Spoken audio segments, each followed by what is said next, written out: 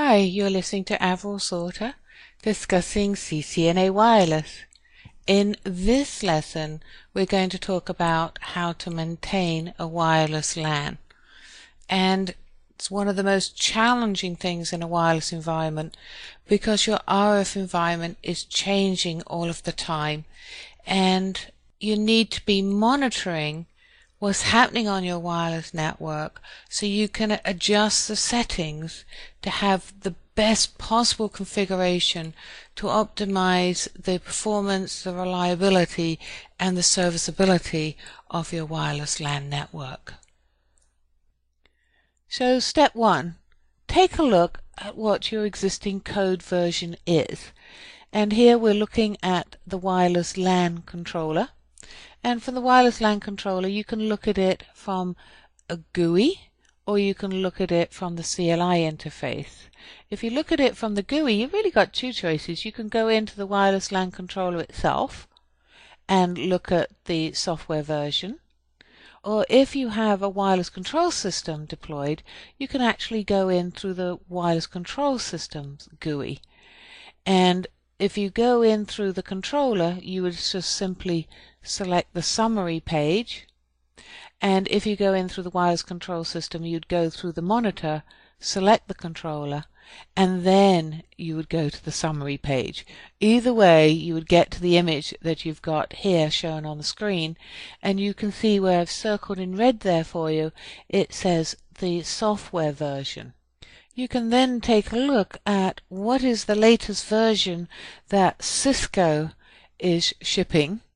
What are the features on that code? Is there any reported problems with that code? And then if you're comfortable that you need to do the upgrade, then you need to go ahead and upgrade your system code. Now, over a period of time, Cisco will want you to upgrade that system code because they won't continue to support the older versions over time. So at some point in time, you are going to have to upgrade that software version. Now, if you want to look at the version on your GUI, then you would go into the wireless LAN controller here. I'm showing going in through the putty tool, and you would simply enter the show system info command. Now, the wireless LAN controller CLI is different from the Cisco switch and routers, so you don't need to do the Control-T to get into the configuration mode to configure your wireless LAN controller. And you also don't have the difference of, you don't need to type in enable in order to get into the executive mode. You can just type in the show sys info command, and then it will display information about the wireless LAN controller, and you can see here at the top of the screen is giving the product version number. So your next step is to go and get the updated code. And to do that, you would log on to your Cisco website with your account logon information, and you would navigate your way down to the download software page where you can actually select the latest release and you can then download it. Now be aware that if you want to download it, you do need a valid service contract. And here on the screen here, I'm showing you that I've got new releases for the Cisco 2100, for the controller boot software, and also for the full release. And so in this case, I'd need to download both pieces of information. So in this situation, I'd need to download both files. You would download them and save them on your workstation or server. I always put mine on a TFTP server, simply because it supports, the files and integrates better into then subsequently doing the upload to my controller. The next step is to choose the method that you want to upgrade your system code with. You can use the command line interface.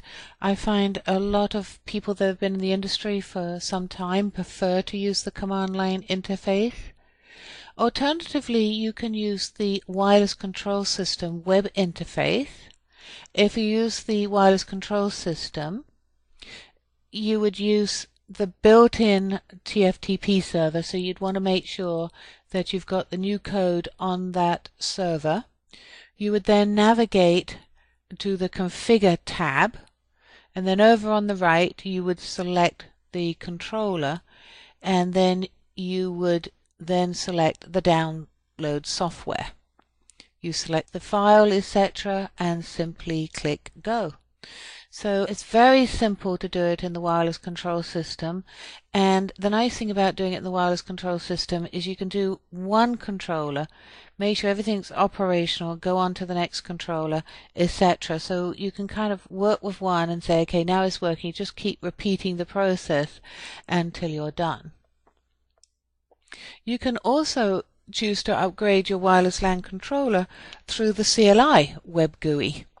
And similar thing, you would have to have a TFTP server, and you would navigate across to the Commands tab and click on that, and then you'd select Download File to Controller, and you'd enter in the file type, transfer mode, the IP address of the TFTP server, and the path name. Now, I personally always like to keep my path names quite short on a TFTP server, and that's because I've had some historical problems with server 2003. But my recommendation is to keep that file path quite short, but you key that in there, and then you click the download button, and that would complete it. And so it would say, yeah, downloading file, and etc. Now I should mention the file type you want to use for the Cisco updates is code, because the code file you get from Cisco is a compressed AES file. But you can use the screen to download other files to the controller. So if you select that file type, it'll pull down a tab which will have things like signature file, vendor certificates. And so make sure you select code for the upgrade of the code on your wireless control system. Now when the download to your wireless LAN controller starts, it'll go into memory and then it will go into flash. And the old image that you had there will become the backup, and your new image will become the primary. And that's important because if something goes wrong, you can still get back to your backup image and be able to recover. Now the time it takes to do this does vary depending on what kind of wireless LAN controller you've got, and of course what the code version is from Cisco, but normally it just takes a few minutes. Now the other part of routine maintenance, in addition to upgrading your code, is to back up your configuration. And here I want to look at the backing up of the wireless LAN controller. Now, one of the things to make sure before you start your backup that you do save configuration. You'd be surprised how many times people make changes in the wireless LAN controller GUI and don't actually ever save the configuration. So if you look at the top of the screen, you'll see a Save Configuration option right above the main menu, and just select that before you start the backup. Once you've done that, then go ahead and start the backup, and the way you do that is simply to navigate back to that command menu on the wireless LAN controller and select Upload File. You enter the file type to indicate you're uploading a configuration.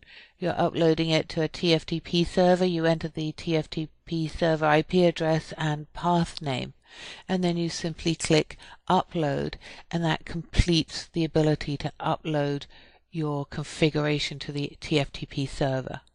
Now there'll be times where you will need to restore from your TFTP server your configuration.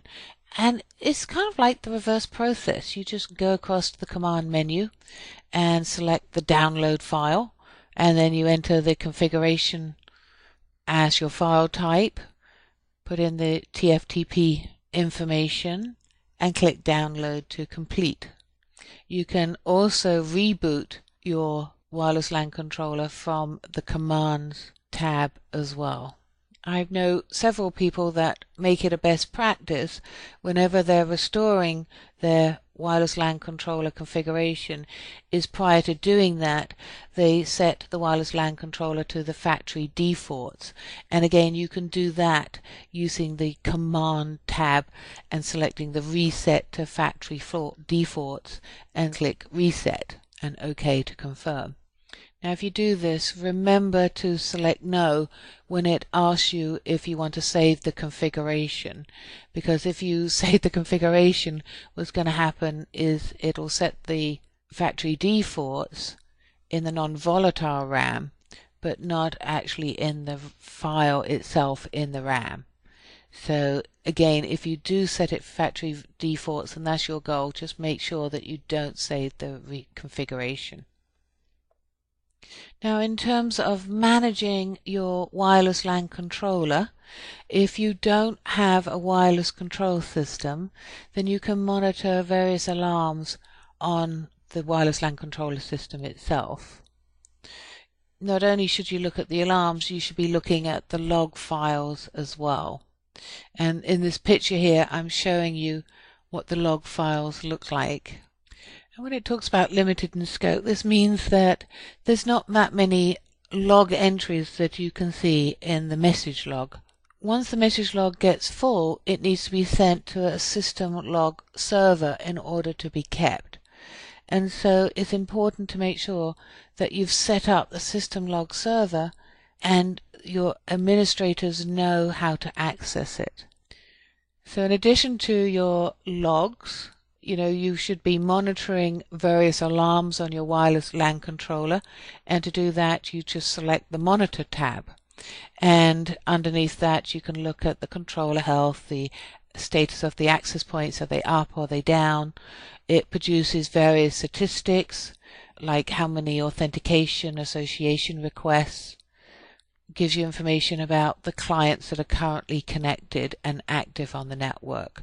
It also has some rogue access point information there as well.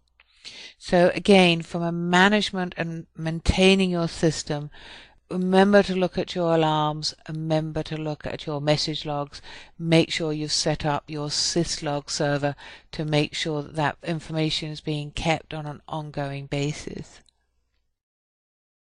If you do have the wireless control system, then you can monitor your wireless LAN controllers as well as your access points from a central location at the wireless control system.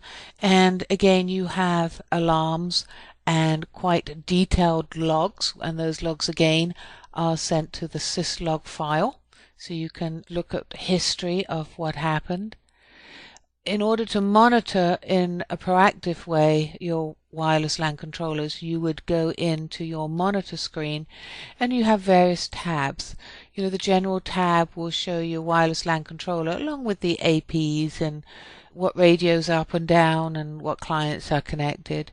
Client will look at more detailed information about what the client portfolio is doing, what protocol, traffic, etc. they're using.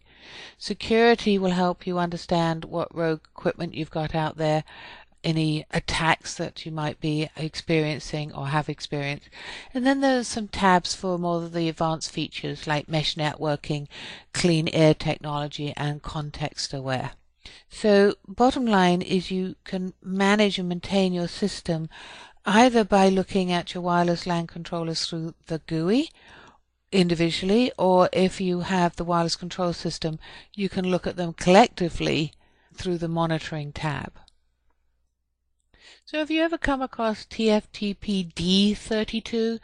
This is an open source TFTP application, and it actually includes DHCP as well as TFTP, DNS, SNMP, syslogs, etc., as well as the TFTP client that you'll need to support TFTP.